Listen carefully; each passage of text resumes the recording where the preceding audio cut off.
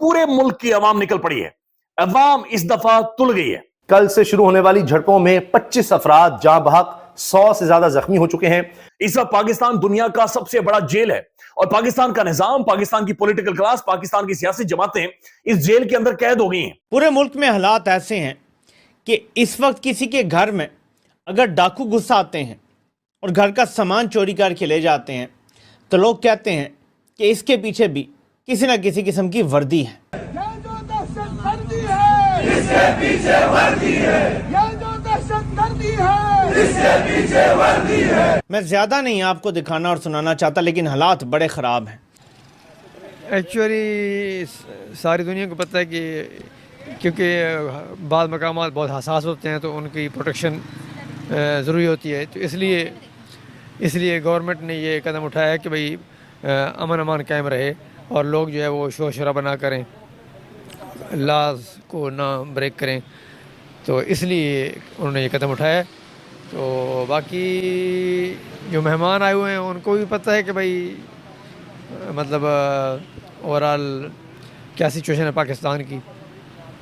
लाहौर की जो सूरत हाल है वो अगर गूगल मैप के जरिए देखी जाए ना तो अजीबो गरीब नजर आ रही कि अब लाहौर में दाखिल होने का रास्ता यह है कि आप अमृतसर जाएं और वाघा बॉर्डर के रास्ते लाहौर आ जाएं, वगरना लाहौर में दाखिल होना इस हुकूमत ने मुमकिन नहीं छोड़ा है। प्रॉमिस तो ये किया गया था अथॉरिटीज़ की तरफ से, लॉ इन्फोर्समेंट की तरफ से, रेंजर्स, एफसी, फौज की तरफ से ये प्रॉमिस किया गया था कि जगह जगह पोस्ट होंगी, पिकेट्स होंगी। तो जब खुल्लम खुल्ला फायरिंग इन लोगों के ऊपर की गई और बड़ी देर तक की गई, जिसके नतीजे में इतनी बड़ी हलाकतें हुई हैं, तो ये सब लॉ इन्फोर्समेंट एजेंसीज कहाँ थी?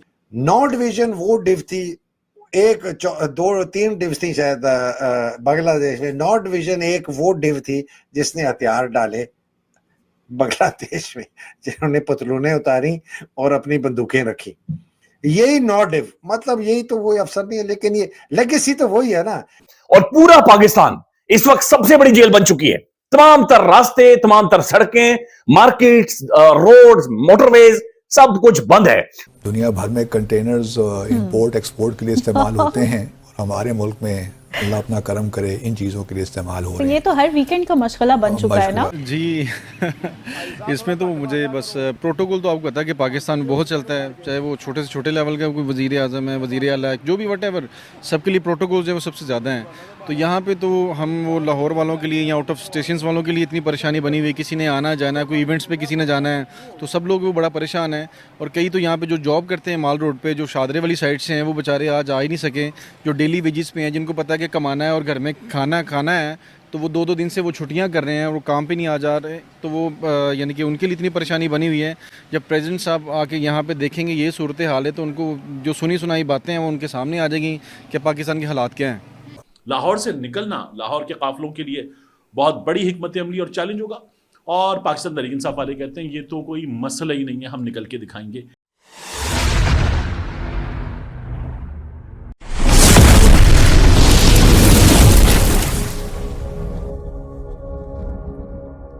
कहीं कोई कत्ल होता है, दहशतगर्दी होती है, मारा मारी होती है। आपको याद होगा पेशावर में जो पुलिस लाइन पे हमला हुआ था और 100 से ज़्यादा पुलिस वाले मस्जिद में मार दिए गए थे।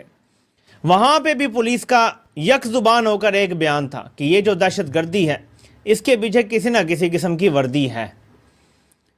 ये अक्रॉस द बोर्ड अब कंसेंसस हो गया है पूरी नेशन का कि इस मुल्क के तमाम मसाइल की जड़ एक जगह है।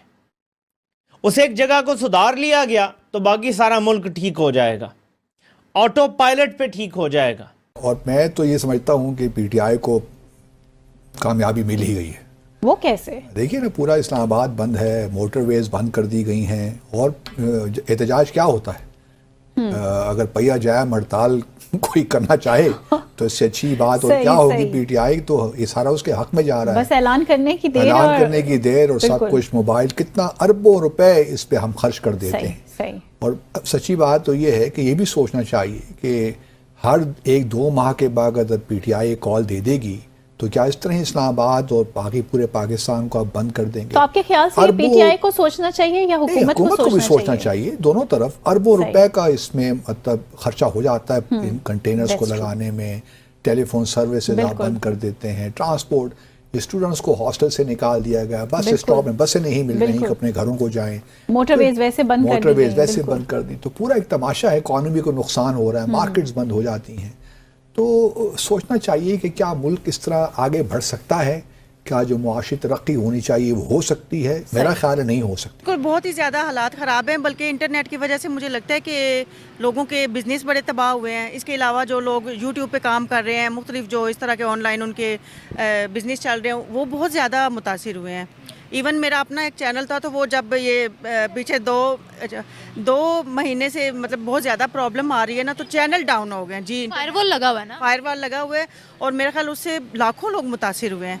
और जो रास्ते बंद होते हैं उससे मेरा ख्याल एक दिन में अरबों रुपए का नुकसान हो जाता है, बिज़नेस के हिसाब से भी, और लोग जो बीमार हैं, परेशानी में हैं, कहीं आना जाना चाहते हैं, उनके लिए भी बड़ी प्रॉब्लम्स होती हैं।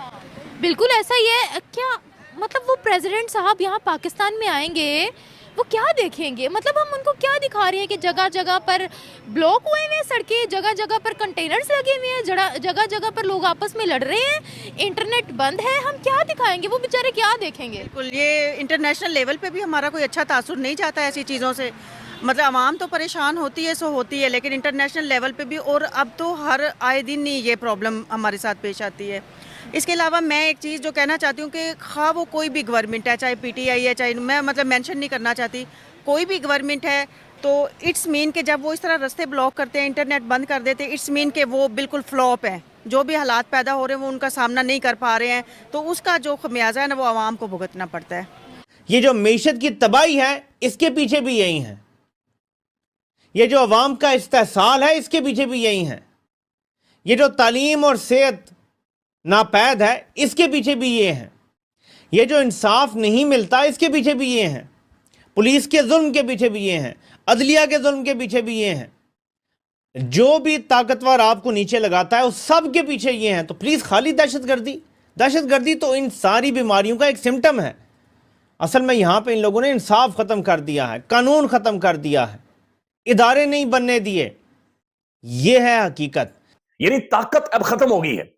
ताकत का अब कोई जवाब नहीं है, ताकत अब कोई आर्गुमेंट नहीं है, ताकत अब कोई ओपिनियन नहीं है।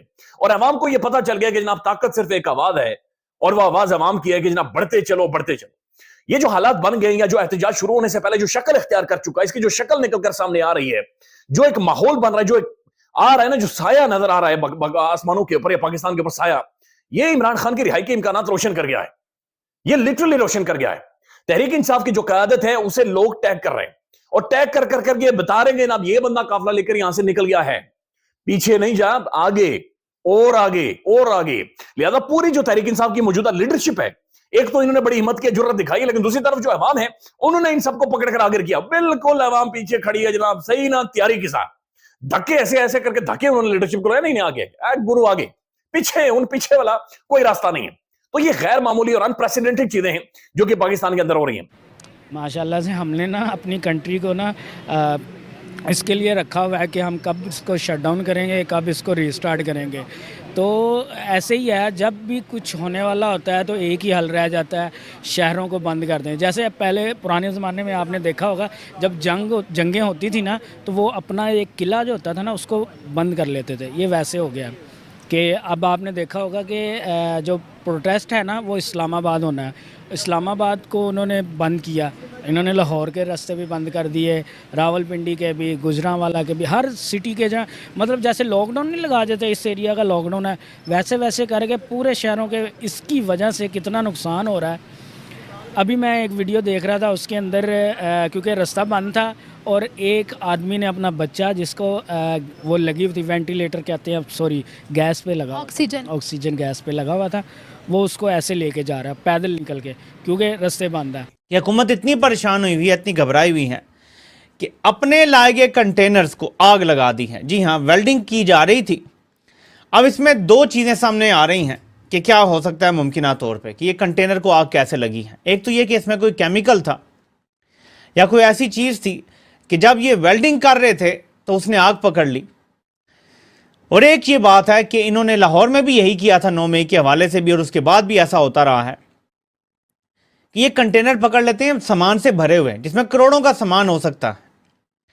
पुलिस लूट लेती है सामान और फिर कंटेनर को आग लगा देती है। ताकि ये लगे कि जी कंटेनर तो जल गया था, हमें तो नहीं पता क्या हुआ है। और पाकिस्तान में आपको पता है चोरी चिकारी में पुलिस से आगे तो कोई है ही नहीं, मतलब इनकी औकात इससे ज़्यादा तो है नहीं, वरना तो गेट नंबर 4 से हुक्म आता है वो मानते हैं, अपनी हैसियत तो नहीं है ना। तो ये छोटी मोटी चोरी चिकारी करते हैं कुछ लोग जो करप्ट लोग हैं। तो ये है, या तो एक ऐसा केमिकल था या कोई मवाद था जिसको आग लग गई और एक्सीडेंट था। नुकसान आवाम को उठाना पड़ता है, लेकिन उनके पास शायद ऐसी पावर नहीं है कि वो अपने तौर पे हर चीज़ को कंट्रोल कर सकें। आपको शायद याद होगा रिसेंटली इस्लामाबाद के अंदर एक एससीओ मीटिंग हुई, हम लोगों ने तमाम लोगों को तो बुला लिया, फिर उनको कहा कि आपने घरों से बाहर नहीं निकलना। हम लोगों ने पूरा इस्लामाबाद तब भी बंद था, कैपिटल है वो, हमने कहा कि आप लोगों ने इधर उधर नहीं जाना, दंगा फसाद हो सकता है, बॉम्ब ब्लास्ट हो सकते हैं। अभी भी यही हरकत हो रही है। तो फिर दुनिया क्या सही हमें कहती है कि यहाँ पर पता ही नहीं होता कब बॉम्ब ब्लास्ट हो जाए, कब दहशतगर्दी हो जाए। बल्कि अभी जो 2-3 दिन पहले वाक़या हुआ है जिसमें KPK में और छोटे छोटे बच्चे उसमें मारे गए हैं, काफ़ी लोग उसमें मारे गए हैं, 2 शिया जो हैं, और बल्कि सैकड़ों लोग उसमें ज़ख्मी हुए हैं। और इससे पहले भी इस तरह के वाक़यात होते रहे हैं। अब ये बड़ी अजीब सी बात लगती है कि हम पॉलिटिक्स के पीछे इतने पागल हुए हैं कि हम लोग उसके पीछे कुछ भी करने को तैयार है, लेकिन उस तरह के मैटर्स पे ना आवाम की ज़्यादा तवज्जो है, ना गवर्नमेंट कुछ कर रही है। तो मेरे ख्याल इससे बेहतर है कि ये जो रास्ते ब्लॉक होते हैं और जो एक दूसरे के साथ टसल्स चल रही हैं, इससे बेहतर है कि जो मुल्क के असल मसाइल हैं उनकी तरफ तवज्जो देने की ज़रूरत है।